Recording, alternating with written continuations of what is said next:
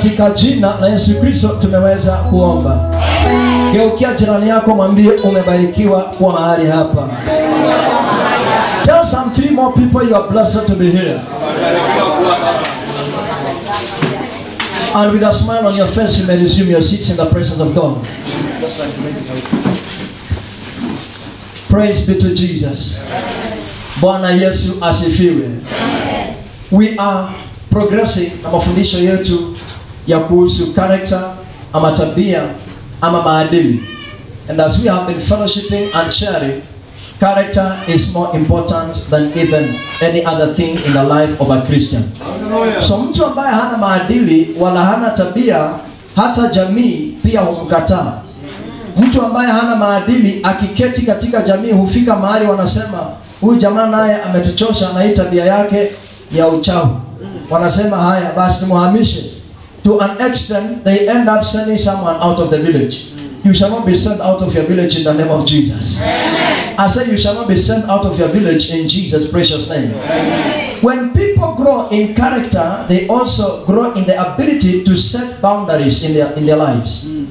When people grow in character, they also grow in their ability to develop boundaries in their lives. Watu wanapokomaa katika tabia na katika maadili, wanakuwa na uwezo wa kujenga mipaka katika maisha yao.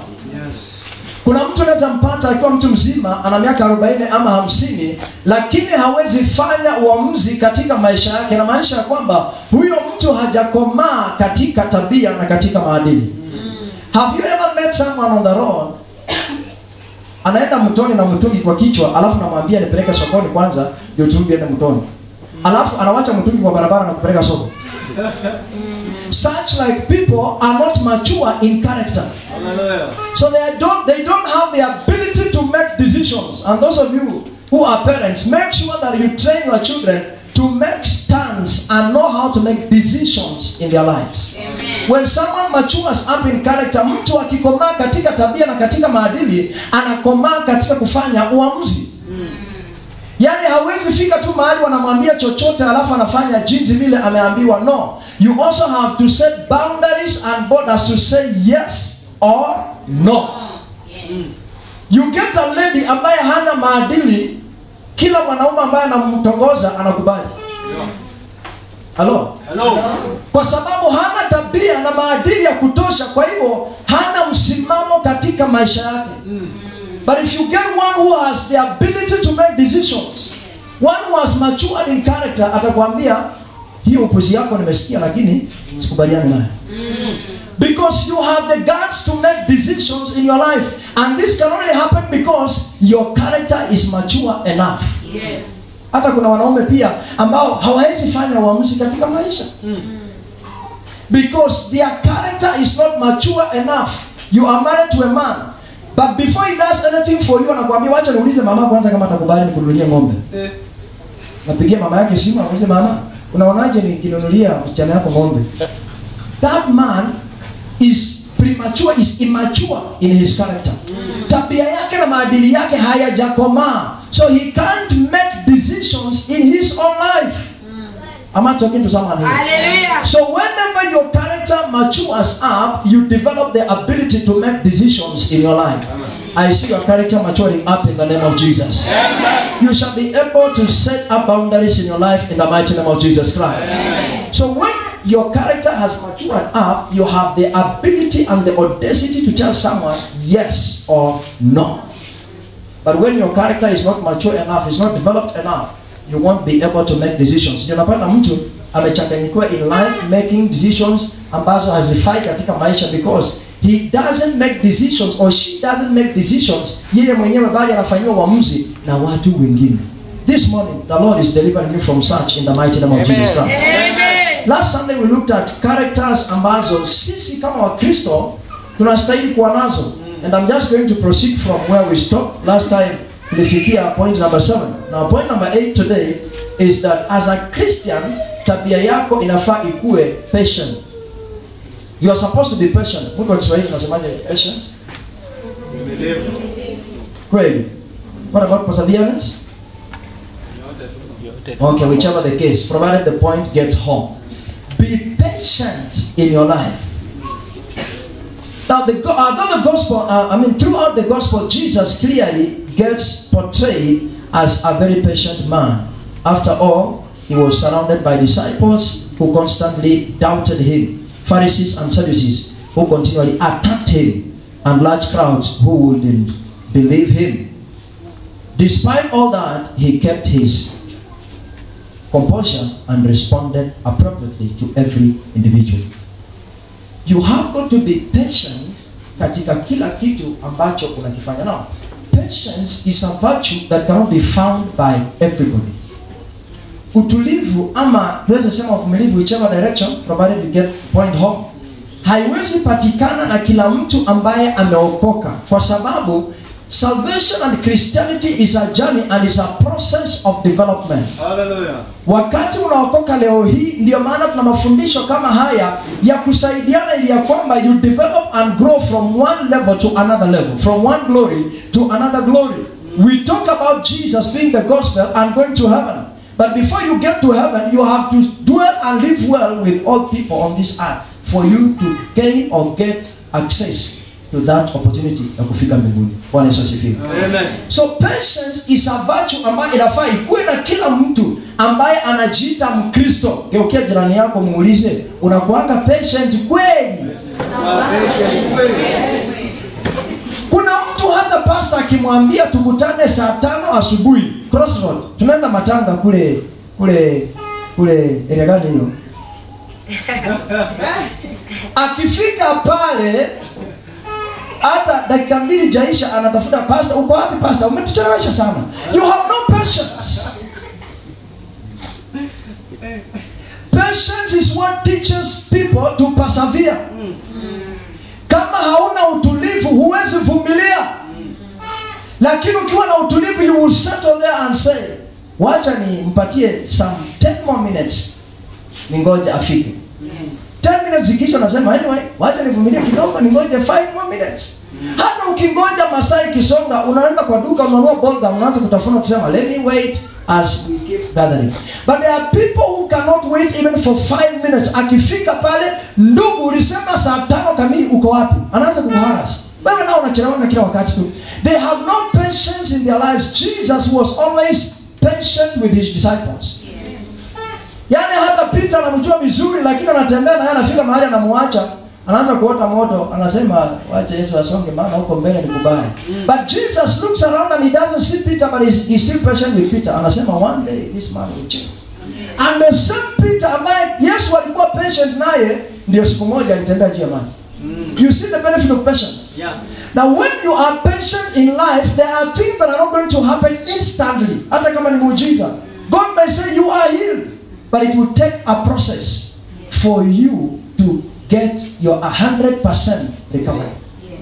So if you are not patient, Mungu atasema atakuja Tuesday akutendea muujiza. Then on that Tuesday, some of us, you know, God speaks and we hear God evidently.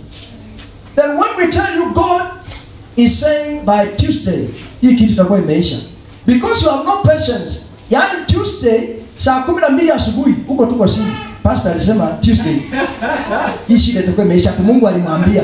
Sasa leo ni Tuesday. Inafika saa 5 at pastor alisema Tuesday. Wacha nimpigie nione kama alisema asubuhi ama jioni. Now because you have no patience, inafika mchana you give up. And you say ni kama huyu Mungu hawezi tenda hii kitu. Then you give up by evening. Ushasema hata huyu Mungu ni bure. You have cancelled the prophetic word which God had released. Why? Because you have lacked patience in your life. Wamama wanajuanga kuwa patient, even though not all. Even though not all. Wanakuwa patient in the process of pregnancy and delivery. Anangoja tu miezi 9. Ametulia tu. Na ananga haraka kusema nataka huyu mtoto nijifungue next week. No, ametulia tu anangoja. When it's due time, atavumilia. Because that patience has taught her to persevere. So in the process at the end of the tunnel, mama anavumilia, then you see out of patience and perseverance there is a miracle that comes forth. So if you are not patient in life, you are going to miss out on God's blessing. Am I talking to someone? Yes. Tell your neighbor, please be patient. Please be patient. Exodus 14, verse number 14. Kutoka sura ya 14 mstari mdogo wa 14. The Lord speaks to the Israelites, anawaambia, and he speaks to Moses through Moses to them. The Lord will fight for you. You need only to be still. Read for me so Exodus 14:14. Bwana atawapigania ninyi, nanyi mtanyamaza kimya. Amen. Mungu atawapigania, but what is expected of you is for you to keep quiet and just wait for God's time. Yeah. Ni kutulia na tungoje wakati wa Mungu. So it is patience that we wait. Yani katika hiyo hali ya kutulia tunamngoja wakati wa Mungu ili ya kwamba Mungu akaweze kutenda. He promises that he's going to fight for you, but all you are supposed to do is to just calm down and wait on him. The problem is when you sit na unachoka mapema, then badala ya kumngoja Mungu amekwambia utulie umngoje, unataka kuanza kujisaidia wewe mwenyewe. Ati anayemtumainia tu Mungu peke yake au afaulu sana. Wetira konende hiyo. Sio ngoli wera chelewa nene nabo faulu. You know, there are people who talk like that and they are here in church. Unasikiza tu pastor. Uko tu hapa kwa ibada lakini masafari pia unakimbianga mahali kwingine. I pray today, may God deliver in the name of Jesus. Sihubiri wale wa nje na hubiri wa hapa ndani. Wale wa hapa ndani. Yaani kuna watu anajua tu Mungu hutenda lakini anaona Mungu ni kama anachelewa. In case Mungu achelewe. Hapo na impromptu. They have no patience. Anasema wacha nitulie tu ningoje Mungu, lakini mahali imefika ndugu. Naona ni kama nachelewa.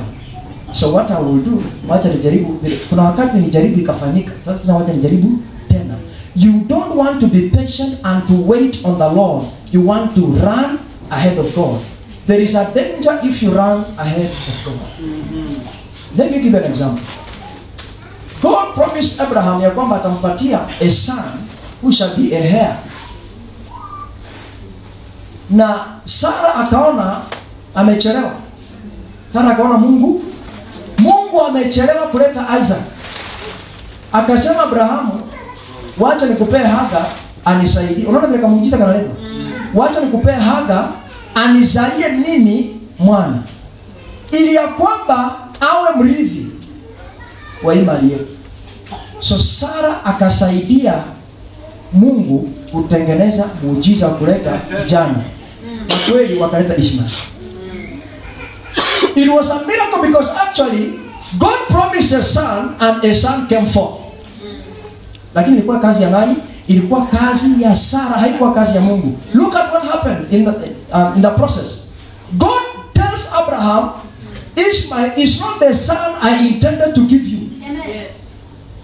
Abraham anaambia Mungu, sasa nifanyaje? Kwa sababu Ishmael ashazaliwa. Ishmael anatembea kwa boma. Ishmael kijana yangu wa kwanza, my firstborn. What do I do? Na Mungu anaambia Abraham, fanya vile Sara amekwambia. Fukuza Hagar na Ishmael. Because she failed to wait on the Lord. Alikosa patience. Akaamua kwamba kwa sababu Mungu amechelewa, wacha mimi nisaidie mume wangu tukapate mtoto katika hii nyumba.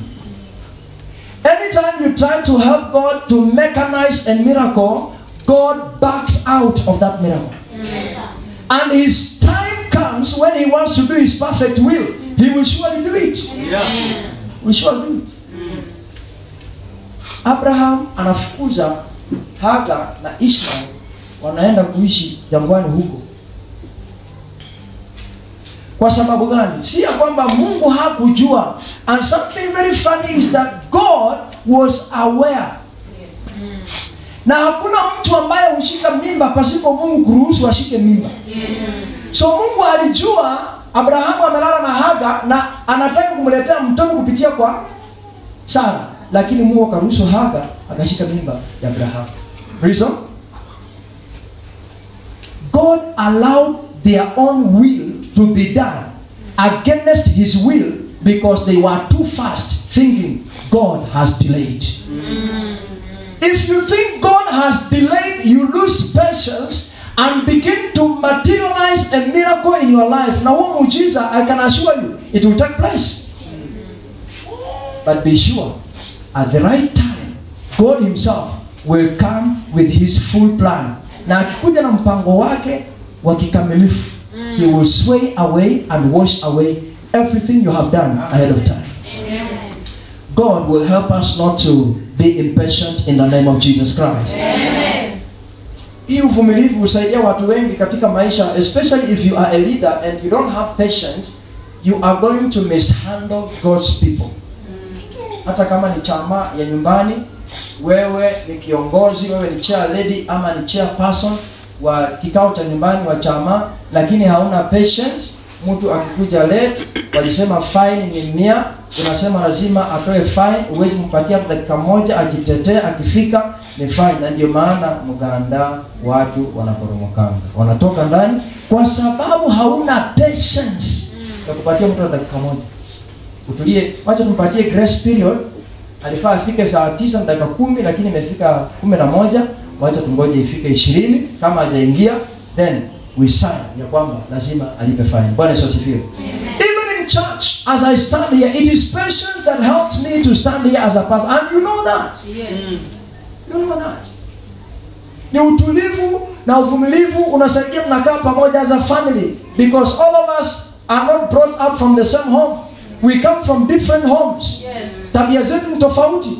But kama hatuwezi vumiliana, we are not going to stay together. We are not going to dwell together. We are not going to serve God together. So we have to be patient and also persevere one another.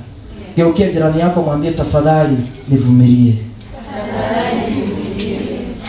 Proverbs chapter number 14, verse number 29. Mithali sura ya 14 mstari mdogo wa 29.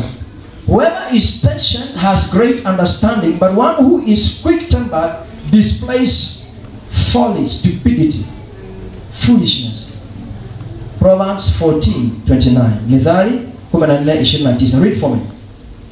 Asiye mwepesi wa hasira anafahamu nyingi, bali mwenye roho ya hamaki hutukuza upumbavu.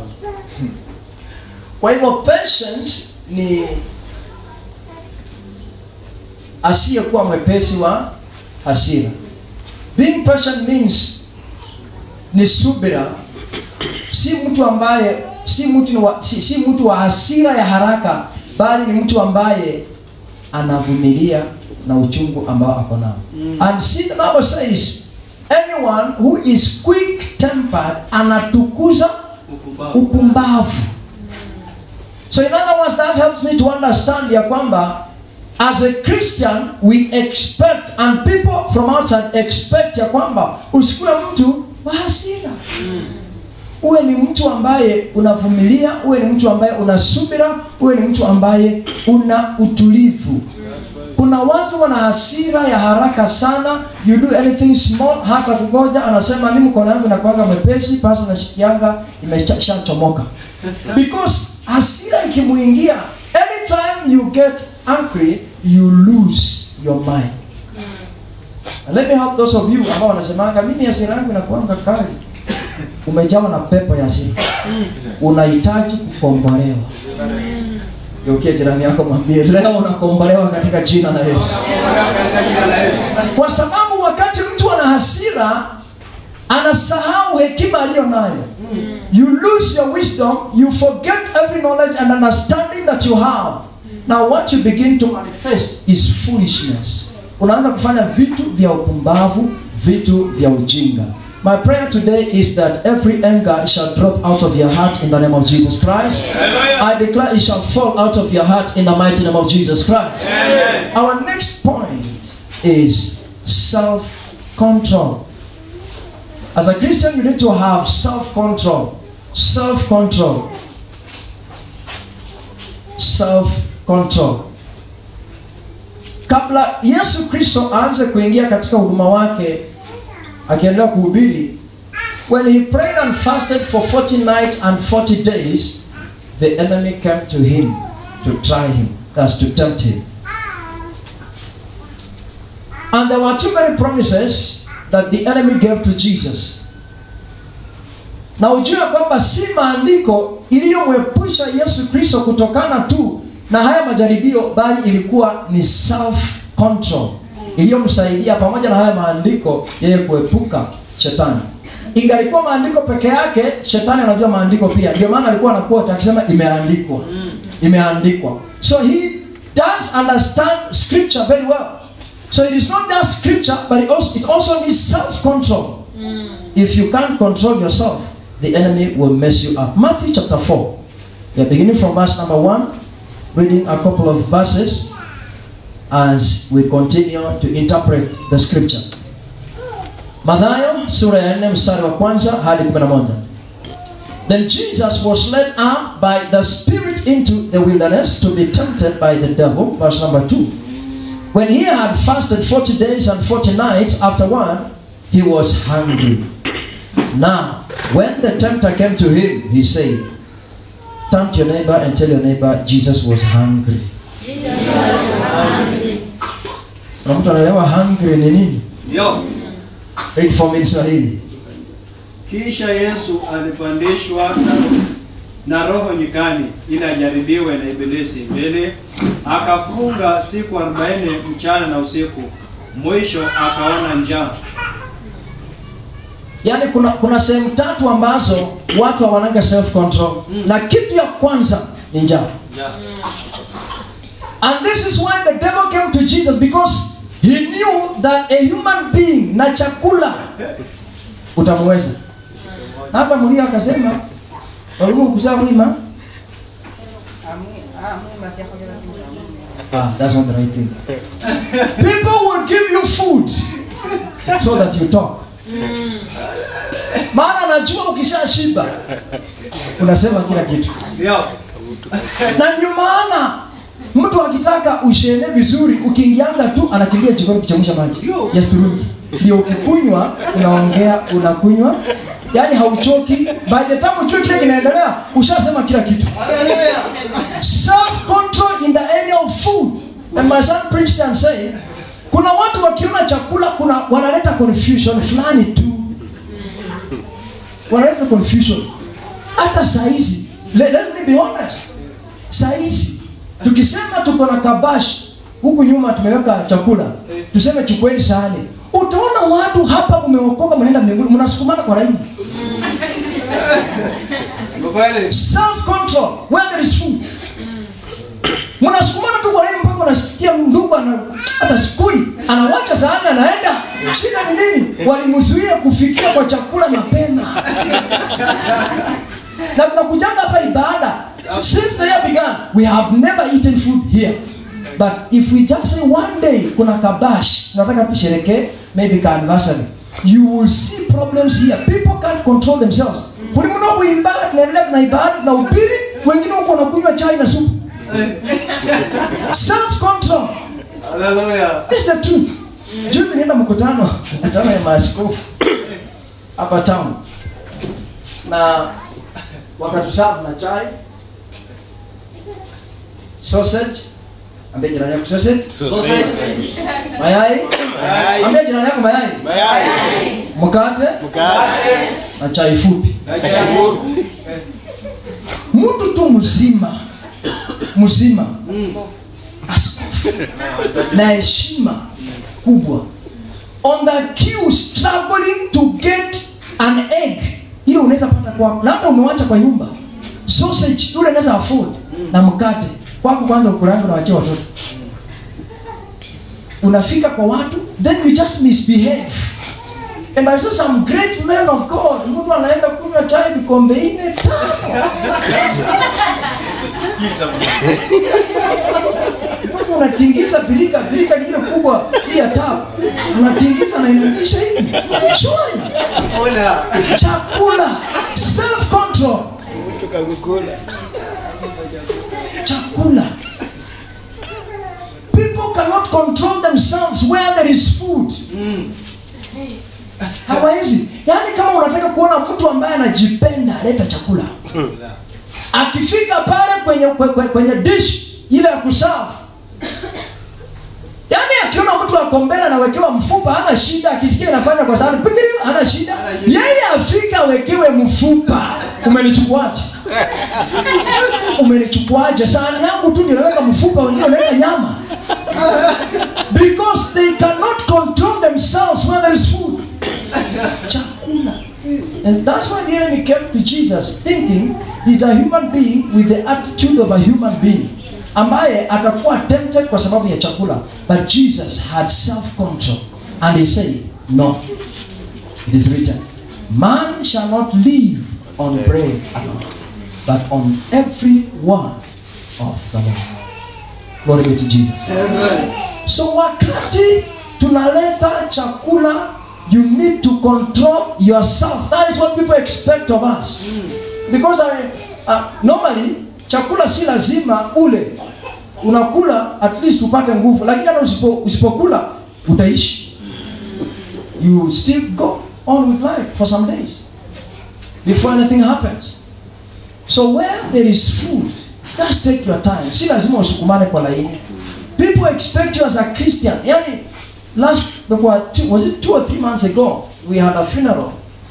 Na watu wakapigana kwa matanga kwa sababu ya chakula, wakapigana. Yaani wanasukumana kwa laini, mtu anashika tu mwingine ati mimi nilikuwa hapa.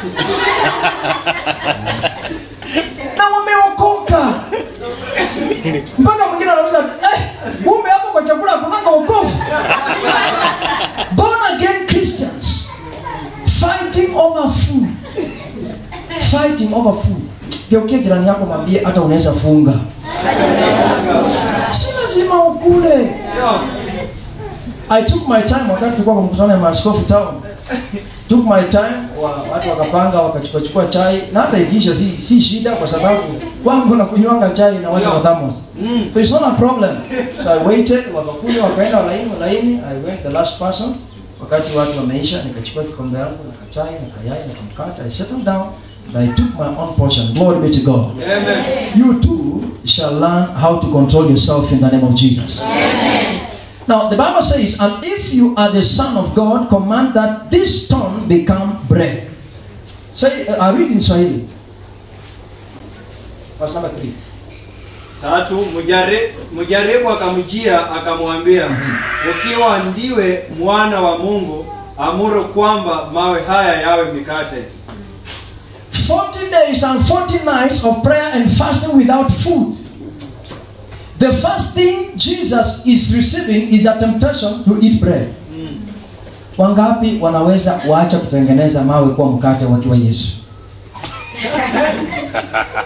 One, umefunga na kuomba. You may want to prove the power of God after prayer and fasting. Shetani atajua nina uwezo wa kutengeneza mawe kwa mkate. Number 2, ile njaa niko nayo hata Mungu anaelewa. Mungu anaelewa nimefunga siku 40 na mchana 40 kwa sababu ya ministry. Sasa nimefungua, wacha nipigie mwili pole. God will deliver you from that in Jesus name. Amen. Verse number 4, but he answered and said, it is written, man shall not live by bread alone, but by everyone that proceeds from the mouth of God. Naye akajibu akasema, imeandikwa, mtu hataishi kwa mkate tu, ila kwa kila neno litokalo katika kinywa cha Mungu. Verse number 5, then the devil took him up into the holy city, set him on the pinnacle of the temple. Verse number 6, and said to him, if you are the Son of God, throw yourself down, for it is written, he shall give his angels charge over you, and in their hands they shall bear you up, lest you dash your foot against a stone. 5, kisha Ibilisi akamchukua mpaka mji mtakatifu, akamweka juu ya kinara cha hekalu. 6, akamwambia, ikiwa ndiwe mwana wa Mungu, jitupe chini, kwa maana imeandikwa, atakuagizia malaika zake, na mikononi mwao watakuchukua, usije ukajikwaa mguu wako katika jiwe. The second thing that the enemy tries Jesus with ni kwamba, maana imeandikwa Yesu ajiachilie aruke chini. akiruka pale chini, malaika wako ambao watamshika ili ya kwamba asije kuumia. Now look at what the enemy is trying to do. He knows he has fasted and he has the power of God. And he has a good relationship with God. Now he wants to try and test him ili ya kwamba ajiachilie mwenyewe, because it is written. And there are people who could do this kwa sababu it is written. Yani kwa sababu imeandikwa. You just want to do things because it is written. At Biblia imeandikwa, imesema usishughulike kujua kuhusu utakula nini kesho na utavaa nini kesho. So you just sit down and lazy around and unangoja muujiza. At Biblia imesema usihangaike vile utakula kesho na vile utavaa kesho. So you just sit there and be waiting for a miracle. Ama ngoja Mungu awachilie nguo ile utavaa kesho ikuje. And your maana things are not working. Because we want to sit and begin to think it is written, so it will just happen because it is written. It will just happen because it's written. And the scripture is very clear that when he throws himself down, angels will be there to receive him, that he will not hurt himself. So the enemy wants to try Jesus on the second temptation, ya kwamba adhihirishe ya kwamba maandiko ya Mungu maandiko ambayo Mungu alisema inakuja kutimia katika maisha yake. Of course Mungu hangemwachilia aumie. But Jesus says, read verse number 7. Yesu akamwambia tena, imeandikwa, usimjaribu Bwana Mungu wako. Verse number 8. 8, kisha Ibilisi akamchukua mpaka mlima mrefu mno, akamuonyesha miliki zote za ulimwengu na fahari yake. Continue. Sasa akamwambia, hayo yote nitakupa ukianguka kunisujudia. Ndipo Yesu alipomwambia, nenda zako Shetani, kwa maana imeandikwa, msujudie Bwana Mungu wako, umwabudu yeye peke yake. 11. Kisha Ibilisi. Stop from there. Let me pull back to verse number 8. Again, the devil took him up on an exceedingly high mountain and showed him all the kingdoms of the world and their glory. And he said to him, all these things I will give you if you will fall down and worship him. And worship me. The devil shows Jesus every good thing. And he's telling him he's going to give him charge over them if he worships him. Na kuna watu ambao wanaishingi tu wakitamani vitu. Given an opportunity to do anything to access those things, they will do it. Having self-control is very important because you will not allow yourself to worship anything else apart from God. Kuna watu mimi naonanga wanakata kwa barabara, magari mzuri ikipita ataipossess. Mimi na possess Range Rover peke yake. I possess. And you're just busy. Mngoja tu hapo inapita, I possess. There is nothing important you can do for yourself. Now huyo mtu akikuja aseme, hii gari nataka nikupatie, bora tu pige magoti uniabudu. Usi kama sababu gani? Hiyo tu. Some of us are going to kneel and worship a man just because you want what he has told you he wants to give you. But Jesus knew very well that everything under the sun belongs to his Father. Zimeumbwa na Mungu, Baba yake. So whatever the enemy is claiming to give to him is not his. Jirani yako mwambie vitu vyote vizuri ni vya Mungu. So there is nothing that the devil is going to give you. If you are with God, everything is yours. Amen. Glory be to God. Amen. All these things I'll give you if you will fall down and worship me. You need to have self-control when it comes to worship. You don't just worship anything or bow to anything just because there is something you need and you have been promised to receive. Yes. There are people who bow to anything just because there are promises that they will receive what they want. Kuna watu hivi kuambia niabudu tu saa hii, nikupatie tikiti ya kwenda Amerika. Kuna watu wataabudu kwa sababu wanafikirianga Amerika ni mzuri. Just because there is a promise of what they want, they will do anything, just anything, to make sure that they access what they desire in their lives. But when you have self-control, you can say, no, I will not do that. Glory be to Jesus. Amen. Now reading verse number 10. Then Jesus said to him, away with you, Satan, for it is written, you shall worship the Lord your God, and him only you shall serve. Verse number 11. Then the devil left him, and behold, angels came and ministered to him. After he overcame these temptations, God released angels to now come and minister to him, to encourage him, to stay by him, to be with him, to show him God's love. Lakini angalikubali mipango ya adui, Mungu hangewaachilia malaika kukuja kusimama pamoja na yeye. So every time you lose your self-control, you lose God's help. But Jesus had self-control, and he gained the help of God by sending angels to go to him and to be by him. Our point number 10, humility.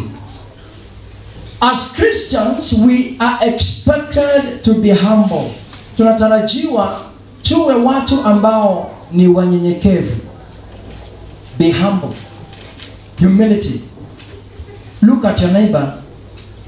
Does your neighbor look like mtu ambaye amenyenyekea ama mtu amejaa kiburi? Keep the answer to yourself in Jesus' name. Amen. Humility is not humiliation. Unyenyekevu sio kukanyagiwa. Unajua kuna watu wanakaa wanaangalia wanasema mimi ni submit kwako, mimi kwako. Then they are like, siwezi. Being humble does not mean that you have been put down on the ground and you are being trampled upon. It simply means that you acknowledge the protocol of God. Hata kwa nyumba lazima tukue ni watu ambao tuna unyenyekevu. Live out submission. Humility is very important. It can help us to manage our homes and have peace in our homes. I've written here, Jesus had every opportunity and right to demand praise for his miracles and teachings, but he never did. He never did. Yesu alitenda miujiza, and even people came to him to praise him. But whenever they could praise him, he could stop them and tell them glory to the Father. Amen. He never took glory to himself. But there are people ambao akifanya kitu kidogo hata imbeko tu umwambie umeimba vizuri. Ndio next Sunday utajua aliimba vizuri last Sunday. Kwa sababu hata kwa ibada anaweza kuja late. Aliimba vizuri. He doesn't want to humble and give God glory, or she doesn't want to humble and give God glory, but they want to carry all the glory and put it on themselves. Anytime you take God's glory to yourself, you reduce your lifespan. Am I talking to someone? Wakati wowote unapopewa sifa, watu wa kusifu, vile wewe ni mzuri, vile wewe ni muungwana, vile wewe yani hakuna mtu mwingine kwa hii dunia. Na kuna watu wanajua kusifu watu. Kuna watu wanajua kusifu watu. Vile wewe ni mzuri, I've encountered such. Yani mtu anakusifu na kuambia you are one in a million. You are like, hey, mimi ni mzuri hivi. Out of 1 million, I am the only good person. It can raise some pride inside you. Ukaanza kuhisi ya kwamba I live some life above people. My life standard is above other people. Yani watu wengine wanaishi sema lakini mimi niko juu yao kidogo tu. But Jesus never took glory to himself. He had a right to take all the glory, but he never took any glory to himself. Alikuwa na divert utukufu wote unaendea wapi? Mungu. Anytime people tell you you are good, you are kind, tell them glory to God. Never take God's glory to yourself. Humility. Humility is when you don't take glory to yourself. You don't take honor to yourself. You take honor to God. Kuna watu ambao humility is a big problem to them. Pride is reigning all over. It is over them. Iko ndani mwao, iko juu yao, na wenyewe ni kiburi. So they can't listen to anyone. They can't take anything. All they want to do is what they know is right to them and themselves. God shall deliver us in the mighty name of Jesus Christ. Amen. Bible says a proud man cannot escape the punishment of God. Now, anytime you become proud, God's punishment will locate you. And pride goes before a fall, before destruction, and haughty eyes before a fall. These are twin brothers who stay together. Anywhere you see someone who is proud, no, the next step is failure. Ukishaona mtu akajiinua, akajisifu, anaanza kutembea hivi sasa mkono, ile ilikuwa tu hapa ikaanza kukua huku, anataka space. Ujue hiyo space itatolewa, atafinywa. That is what God does. He does not allow anyone to escape his punishment if he's proud. So pride is not something good. Even when you are doing well. Now unaona kweli there are things you do and you look at yourself and say, I am doing well. Unaona tu niko naendelea vizuri. Is that true? Yeah. Kuna vitu unafanya tu unaona niko naendelea vizuri, maisha yangu ni nzuri, kazi yangu ni nzuri, mienendo yangu ni mizuri, na unaona niko naendelea vizuri. Be careful. Because you may end up looking down upon others and living high above them. Amen. Anytime you raise your standard against God's standard, God will encounter you with wrath. Hallelujah. Am I talking to someone? Amen. So pride is not something good ambayo mtu anasherekea. You don't glory in pride. You give God all the glory. Praise be to Jesus. Amen. Even those of us who are married in your homes, make sure that you are humble and humility reigns upon your life.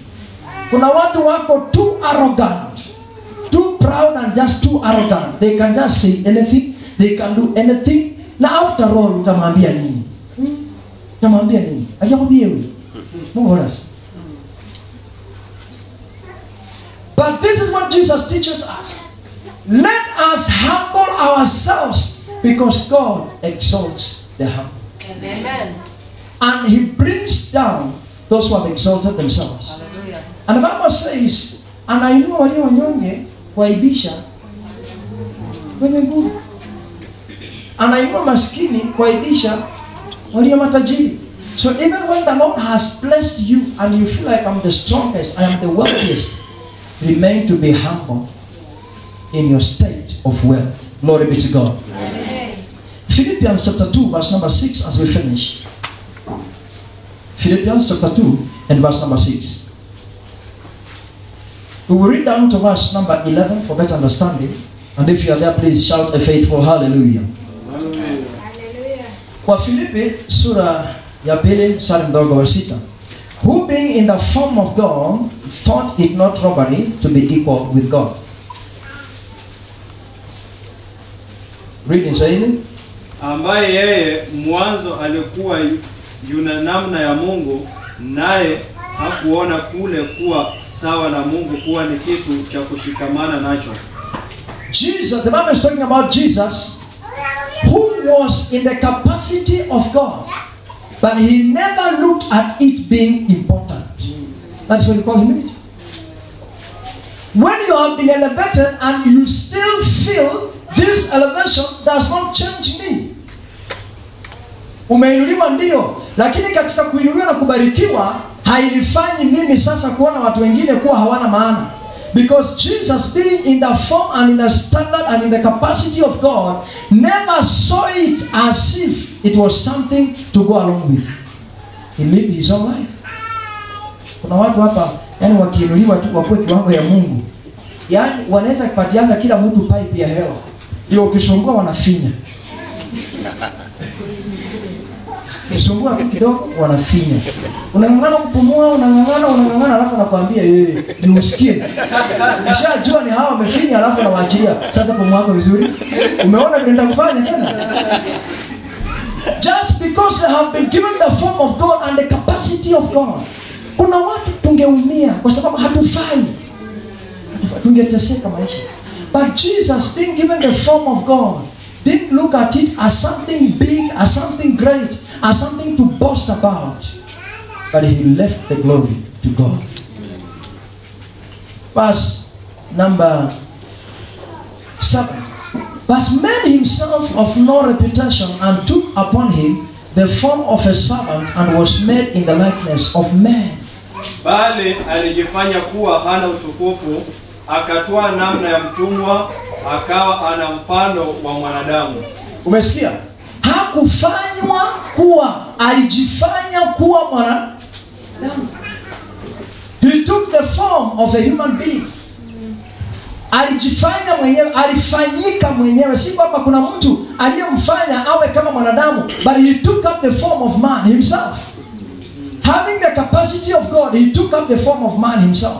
Akajifanya yeye kuwa katika hali ya mwanadamu, ingawaje ana uwezo wa kuwa Mungu, lakini akajifanya kuwa mwanadamu, kuishi maisha ya mwanadamu. Uliza jirani yako, hii maisha unaishi ni Mungu amekufinya hapo ama mwenyewe umekubali?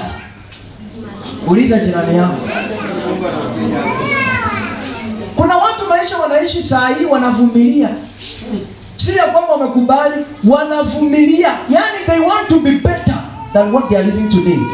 But Jesus left the big office, the great office, and came down to make himself a man, to lower himself like man and live like man among men. Uliza jirani yako, Mungu akikufanya gavana saa hii utakaa karibu?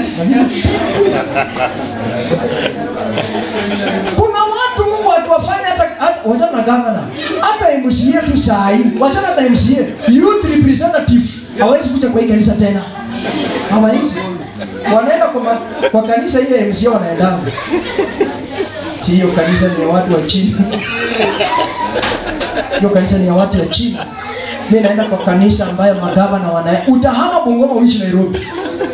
Ndipo uende sita mahali kuna magavana. Ati mimi niende na nduguza nipake hapo nje ya mabati. Because you have taken the form that God has given you an opportunity to take an office, then you carry yourself into that office. Na unabeba kila kitu unaingiza kwenye office. Mpaka na watoto unawafanya watoto wa governor. Unabeba pia unaingiza huko. Hawawezi tengamana na watu wengine. Hawezi ishi na watu wengine. Build a wall. The day to break is when you realize kumbe huko kwingine kuna kwanga afadhali kuliko. Glory be to Jesus. Hallelujah. So Jesus did not look at it being something important. I like what verse number 7 and 8 states. But made himself of no reputation. Akajifanya mtu ambaye hana profile, hana sifa. Watu hujenga ma profiles mpaka ukiongelesha mtu anakuambia, do you know how many years it has taken to be who I am? Do you know how long it has taken me to be where I am today? Unajua kiongea wapigaji kelele, anakuza ni polepole. Do you know? Hana haraka. Kwa sababu process ambayo anaona amekujia ndani akafika mahali amefika ni mrefu na ni kubwa. Kwa hivyo hana haraka. Do you know how long? Do you know how much I have spent to be where I am? Do you know how much my shoe cost? Because God has given them an opportunity to be where they are. Life changes. Everything changes. Hata maongezi inabadilika. Hata nguo hataki waoshie kipande tena. Nataka waoshie sabuni ya kuoga. Because they take up the form that is not naturally theirs. Being human, and God has raised you, has elevated you, has extended you, has given you an opportunity. Please thank God for the opportunity and live amongst others. Am I talking to someone? Yes, sir. Thank God for the opportunity and live amongst others. Some of us, if elevated today, nisimame tu hapa niseme, natangaza huyu ndugu atakuwa mchungaji wa hili kanisa kuanzia leo, alafu mimi nitakuwa apostle. Ndio utasikia huyo mtu amefanywa kuwa mchungaji kutoka hapo chini. Wapendwa mjue mimi ndio nimefanyika mchungaji saa hiyo official. Sasa munitreat kwa heshima. Usinisalimie vile ulikuwa unisalimia kitambo atigota atiniaje. Sasa ni asalimu na heshima, unainama unipatie heshima. Unatia afisi, unaheshimu afisi ile niko ndani. Hata kama unanidharau mimi mwenyewe. You know, because of an opportunity you are frustrating people. just because of an opportunity. Humility is the rule of the game to success. Humility is the way to elevation. Humility is the only key that one can use and have to become a better person in life. Whether God has elevated you and raised you and blessed you or not, remain humble.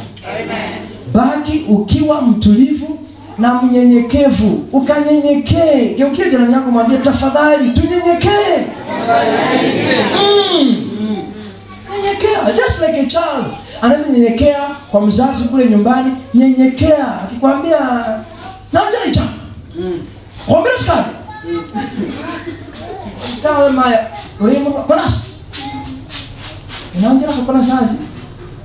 Bakada hawa baca kutalanda. Na begitu makan orang kali. Siapa cahamu? That's why I'm calling humility. You just there. You are sorry. Hallelujah. That is what is needed and expected of you as a Christian. Wanajua umeokoka, you have the Spirit of God inside you. Na roho wa Mungu akiwa ndani mwako, that is exactly how you are going to behave. So as a Christian, you need to be humble, you need to lower yourself and not to lift yourself above. And Jesus is the key example that we have here. Verse number 8, and being found in fashion as a man, he humbled himself and became obedient unto death, even the death of the cross. Read verse number 8. Tena alipoonekana ana umbo kama mwanadamu, alijinyenyekeza akawa mtii hata mauti, naam, mauti ya msalaba. Alipoona ya kwamba amechukua umbo la mwanadamu, akajinyenyekesha hadi kifo. Akajinyenyekesha na akatii hadi kifo. So humility is not something you do for 2 minutes. It's something that should be there until death do us.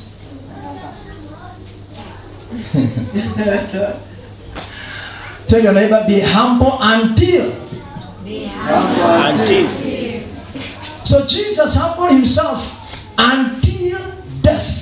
Mpaka kifo msalabani alinyenyekea, akipigwa kwa msalaba, hakuleta vurugu, akasema mtajua, leo mtajua mimi ndio mwana wa Mungu. Mmenisukuma siku mingi lakini leo nimefika mwisho. Kama ni kuniua mnaniua lakini mjue mnaniua na pia mimi nitawaonyesha nguvu nilizo nazo. Pia mimi ni mwana wa Mungu. Maana kuna siku nilipita katikati yenu na hamkuniona. Sasa leo pia nataka kuwaonyesha kwamba mimi ni yule yule. But he humbled himself and suffered even on the cross. That's what we call humility.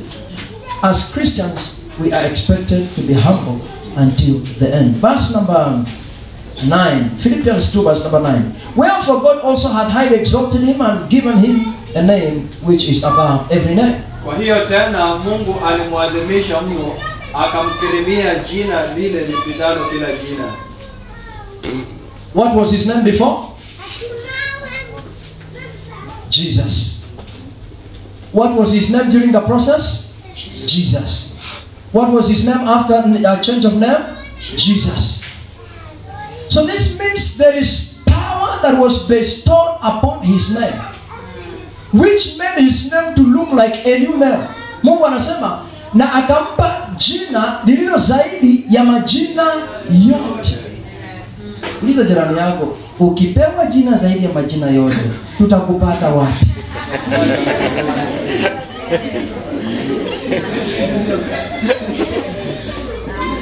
If we give you a name above all, let me read the Bible and see what it says.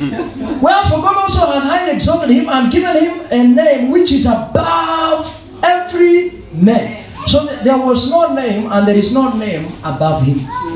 But his name was above every other name. Tuko kwa hii ibada na Mungu ashuke tu na aseme, James, leo nimekupea jina, si watu tunasikia, nimekupea jina zaidi ya majina yote kwa hii ibada. Ndugu, hata pastor anaweza kwenda nyumbani hiyo saa. Kwa sababu jina lako ni zaidi ya jina la pastor. He will go home that day, that minute. But Jesus, having been given a name above every other name, he still saw it being nothing. Nothing, being nothing. Yaani kuna watu wakiwa na shilingi 200 kwa mfuko, kwa sababu wamezoea 50, wanatembea kwa barabara wakikanyaga vitu za watu kwa sababu wako na 200. The Lord has elevated them. The Lord has raised them. Humility is what is expected of us as Christians.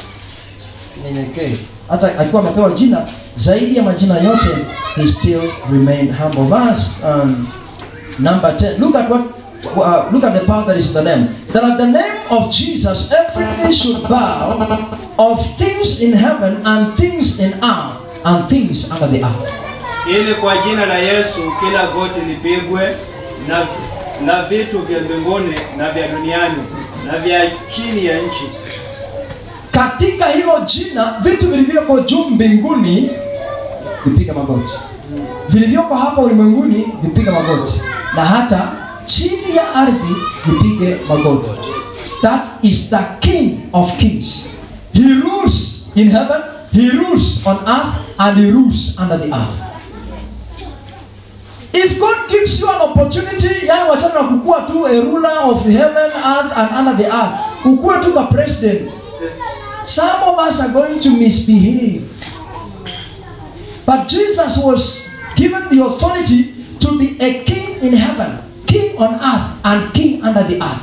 Up till this day, he's still the king in heaven, king on earth, and king under the earth. But the Bible says he still remained humble and obedient until death. Verse number 11. And that every tongue should confess that Jesus Christ is Lord, to the glory of God the Father. Na kila ulimi ukiri ya kuwa Yesu Kristo ni Bwana, kwa utukufu wa Mungu Baba. You can imagine ati kila ulimi ikiri ya kwamba JJ ni Bwana. Utacheza keyboard kweli tena? Being honest, hawezi icheza. Kwa sababu jina lake ni zaidi ya majina yote, na jina lake likitajwa mapepo yanakimbia, magonjwa yanapona, jina likitajwa magoti yanapigwa, jina likitajwa yani jina likitajwa utawala umeingia. What else can you do? Nobody will talk to you. Wakitaka kuongelesha labda waache note alafu ta reply when you are free and when you feel like. And the Bible says every tongue should confess that Jesus Christ is Lord. Turn to your neighbor and tell your neighbor, Jesus Christ is Lord. Jesus Christ is Lord. He is the greatest above everybody else, and he's the least amongst everybody else. Aliinuliwa juu ya watu wote, lakini akajishusha chini ya watu wote. You look at the direction. God lifts him up and he brings himself down in the capacity of God, in the image of God, but he still lives below people. Geukia jirani yako mwambie nyenyekea. Nyenyekea. I want you to rise up on your feet and I want you to lift up your voice and tell God, Father, give me humility of the greatest level in my life in the name of Jesus.